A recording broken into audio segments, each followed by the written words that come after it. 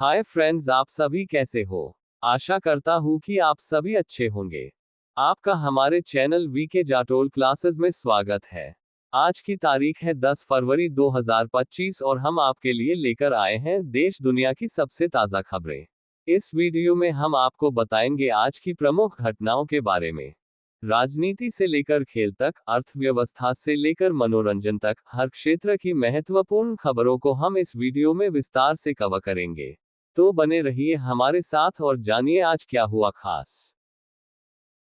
प्रश्न नंबर 1, हाल ही में भारत में कितने नए रामसर स्थलों को घोषणा की गई है?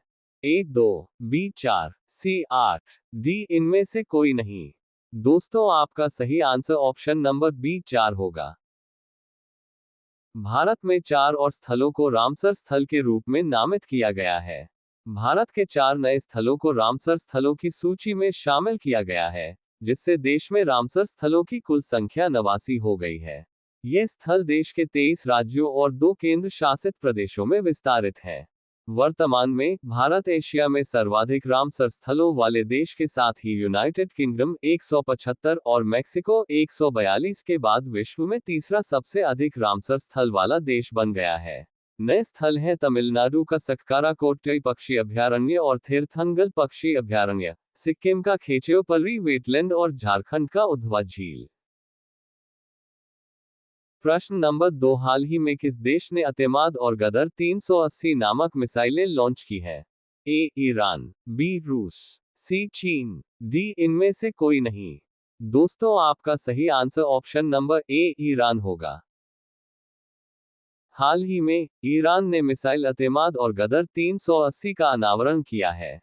अतेमाद एक बैलिस्टिक मिसाइल है जिसकी रेंज 1700 किलोमीटर है।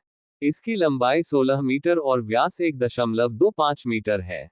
इसे सटीक लक्ष्य भेदन के लिए एक प्रिसिजन गाइडेड वारहेड से लैस किया गया है। गदर 380 एक एंटी वारशिप क्रूज मिसाइल है जिसकी रेंज 1000 किलोमीटर से अधिक है। इसमें एंटी जैमिंग क्षमता है जो इसे इलेक्ट्रॉनिक युद्ध से सुरक्षित बनाती है।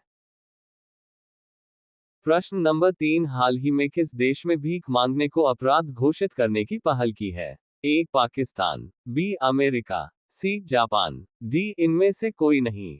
दोस्तों, आपका सही answer option number A Pakistan होगा। पाकिस्तान सरकार ने विदेशों से मिली अनेक शिकायतों के बाद अंततः भीख मांगने को अपराध घोषित करने का निर्णय लिया है। विदेशों में हजारों पाकिस्तानी अवैध गतिविधियों और भीख मांगते पकड़े गए हैं, जिसके परिणामस्वरूप वैश्विक स्तर पर बड़ी शर्मिंदगी हुई है और देश से आने वाले यात्रियों के लिए वीजा प्रतिबंध लगा दिया गया है। पाकिस्तान के आंतरिक मंत्रालय ने मानव तस्करी रोकथाम संशोधन विधेयक 2024 की धारा 3 में संगठित भीख मांगने शब्द को जोड़ने का प्रस्ताव करने का फैसला किया। इस्लामाबाद को विदेशी देशों, विशेषकर खाड़ी सहयोग परिषद जीसीसी, इराक और मलेशिया के सदस्यों से उनके देशों में भीख मांगते पकड़े गए पाकिस्तानी नागरिकों के बढ़ते मामलों के बारे में अनेक शिकायतें प्राप्त हुई हैं। प्रश्न नंबर 4, हाल ही में किस खिलाड़ी को पॉली उमरीगर अवार्ड से सम्मानित किया गया है? ए स्मृति मंधाना, बी जसप्रीत बुमराह, सी ए और बी दोनों, डी इनमें से कोई नहीं। दोस्तों, आपका सही आंसर ऑप्शन नंबर सी ए और बी दोनों होगा। जसप्रीत बुमराह को बीसीसीआई ने 2023-24 के पुरुषों के सर्वश्रेष्ठ अंतर्राष्ट्रीय क्रिकेटर के रूप में पॉली उमरीगर अवार्ड से सम्मानित किया गया है। वहीं महिला श्रेणी में स्मृति मंधाना ने ये प्रतिष्ठित पुरस्कार जीता।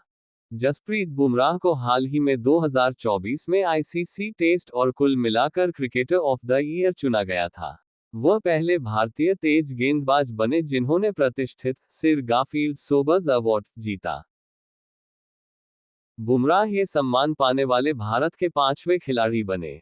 इससे पहले राहुल द्रविड़ 2004, सचिन तेंदुलकर 2010, रविचंद्रन अश्विन 2016 और विराट कोहली 2017-2018 ये पुरस्कार जीत चुके हैं।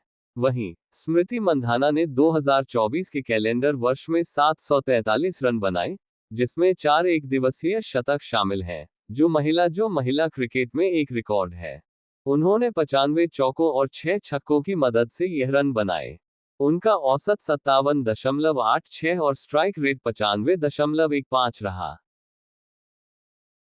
प्रश्न नंबर 5, हाल ही में भारतीय क्रिकेट कंट्रोल बोर्ड द्वारा किस क्रिकेटर को लाइफ टाइम अचीवमेंट पुरस्कार से सम्मानित किया गया है? A. Virat Kohli, B. Sachin Tendulkar, C. MS. Dhoni, D. इनमें से कोई नहीं। दोस्तों, आपका सही answer option number B Sachin Tendulkar होगा। भारतीय क्रिकेट कंट्रोल बोर्ड ने क्रिकेटर सचिन तेंदुलकर को colonel CK. Naidu lifetime achievement पुरस्कार से सम्मानित किया। सचिन तेंदुलकर यह सम्मान पाने वाले 31वें व्यक्ति बन गए हैं। Colonel CK. Naidu lifetime achievement पुरस्कार की शुरुआत 1994 में भारत के प्रथम कैप्टन कर्नल सी.के. नायडू के सम्मान में की गई थी। इंटरनेशनल क्रिकेट काउंसिल के अध्यक्ष जय शाह ने सचिन को मंच पर यह सम्मान दिया। प्रश्न नंबर 6, हाल ही में श्रीलंका ने अपना 77वां राष्ट्रीय दिवस कब मनाया है? ए. 3 फरवरी, बी. 4 फरवरी, सी. 5 फरवरी, डी. इनमें से कोई नहीं। दोस्तों, आपका सही आंसर ऑप्शन नंबर बी 4 फरवरी होगा। हर साल 4 फरवरी को श्रीलंका ब्रिटिश औपनिवेशिक शासन से अपनी स्वतंत्रता का जश्न मनाता है, जो 1948 में हासिल की गई थी। श्रीलंका, जिसे पहले सीलोन के नाम से जाना जाता था, कई शताब्दियों तक विदेशी शासन के अधीन था। 1505 में पुर्तगाली आए, उसके बाद 1658 में डच आए और अंत में 1796 में अंग्रेजों ने नियंत्रण कर लिया।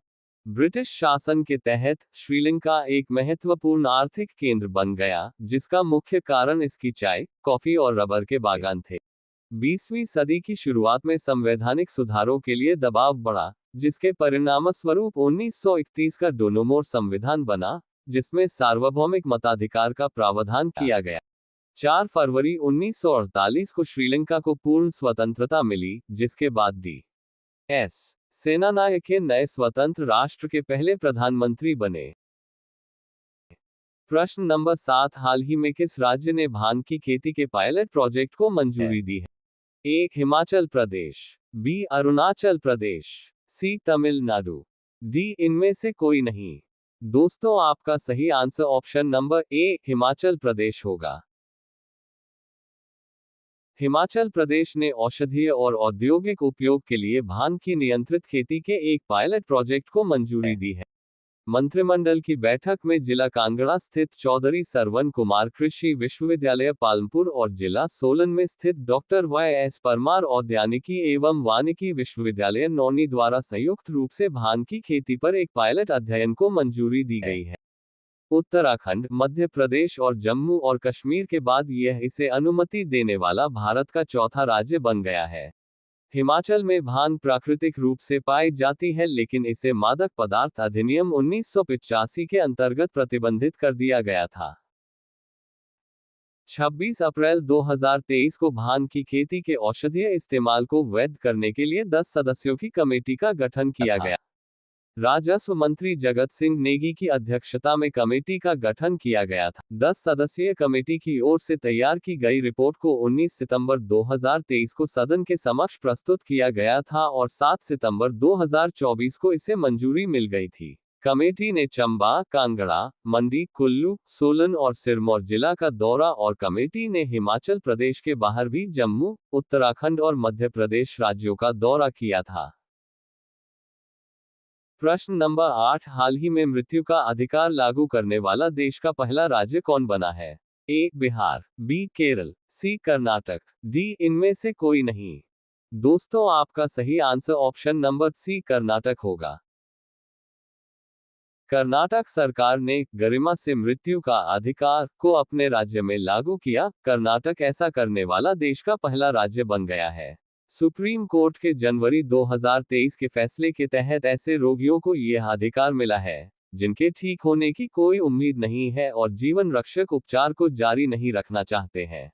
डिस्ट्रिक्ट हेल्थ ऑफिसर (DHO) ऐसे केस को प्रमाणित करने के लिए सेकेंडरी बोर्ड में न्यूरोलॉजिस्ट, न्यूरोसर्जन, सर्जन, एनेस्थेटिस्ट या इंटेंसिविस्ट को रखेगा।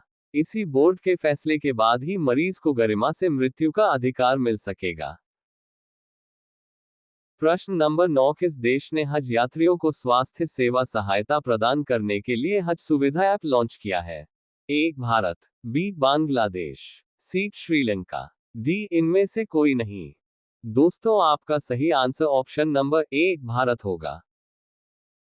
भारत ने हज यात्रा के अनुभव को बेहतर बनाने के लिए हज सुविधा ऐप लॉन्च किया गया था।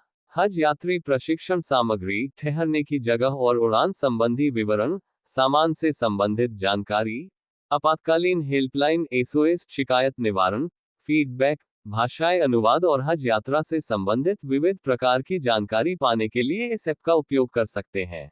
यह ऐप हज से संबंधित कार्यों के प्रबंधन के लिए सऊदी अरब में तैनात सरकारी अधिकारियों के लिए रियल टाइम निगरानी और आपात स्थिति में त्वरित कार्रवाई में सहायता कर एक प्रशासनिक इंटरफेस भी प्रदान करता है।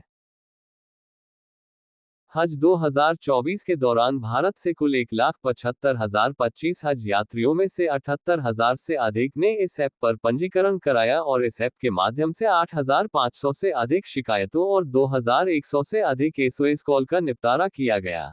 ऐप के माध्यम से सामान की पहचान के लिए क्यूआर कोड प्रणाली शुरू किए जाने के परिणामस्वरूप हज 2024 के दौरान सामान गुम होने के मामलों में भारी कमी आई। वर्ष 2024 में कुल 4,558 महिला हज यात्रियों ने बिना मेहरम पुरुष साथी के हज यात्रा की, जो हज 2018 में बिना मेहरम वाली महिलाओं की श्रेणी शुरू किए जाने के बाद से अब तक की अधिकतम संख्या है। अब ये प्रश्न आप लोगों के लिए। आप सभी लोग इसका सही आंसर कमेंट बॉक्स में जरूर बताएं। प्रश्न नंबर 10, हाल ही में किस देश की राजधानी में छत्रपति शिवाजी महाराज की प्रतिमा स्थापित की गई है? A Sri Lanka, B Bhutan, C Japan, D इनमें से कोई नहीं। लास्ट वीडियो के प्रश्न का आंसर हमने आपसे पूछा है कि हाल ही में पहली मानव पनडुब्बी अंडरवाटर सबमर्सिबल किस देश के द्वारा लॉन्च किया जाएगा? ए भारत, बी अमेरिका, सी चीन, डी इनमें से कोई नहीं। दोस्तों आपका सही आंसर ऑप्शन नंबर ए भारत होगा। यदि दोस्तों आपको हमारा यह वीडियो अच्छा लगा हो तो वीडियो को लाइक शेयर जरूर करें, साथ ही हमारे चैनल वीके जाटोल क्लासेस को सब्सक्राइब जरूर करें ताकि हमारे चैनल पर अपलोड होने वाली प्रत्येक वीडियो का नोटिफिकेशन आप तक तुरंत पहुंच सके।